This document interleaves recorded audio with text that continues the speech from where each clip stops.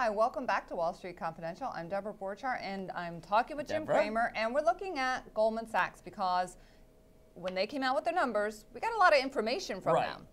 Well, so let's break this down. Sure. I mean, one of the things that I see in 2009, and the reason why the Goldman conference call was so good, was that I see the consumer really pulling back in 2009. I also think that credit card debt is going to be hard to monetize. I think that auto loan debt is going to be hard to monetize, student loan debt. I see the foreclosures peaking in 2009, the middle of the year.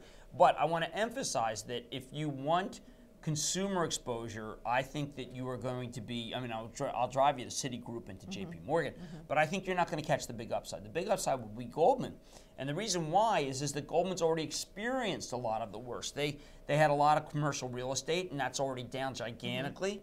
They had a lot of corporate debt, and the David Vinner, who's the excellent CFO, was talking about how the numbers basically reflect that a huge percentage of corporate debt is going to default. And they've scaled back dramatically from corporate debt.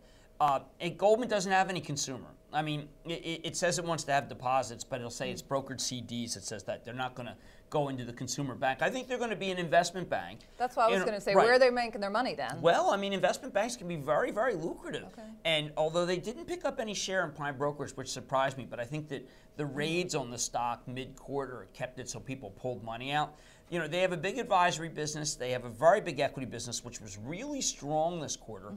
They have a commodity business that could be excellent. They basically had, I think, the worst that could happen to them.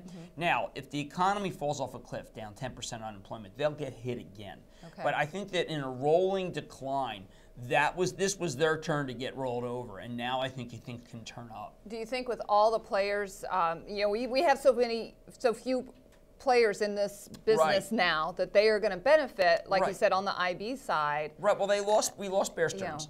We lost Lehman Brothers. Morgan Stanley seems to be going away from investment banking.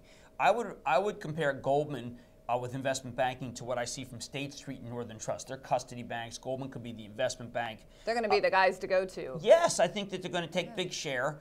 And you know, IPOs will eventually come back. I own the stock for ActionAlertsPlus.com. I think it bottomed at 55. It might mark time here as people are less certain about 2009, but it has the most upside of the large cap financials.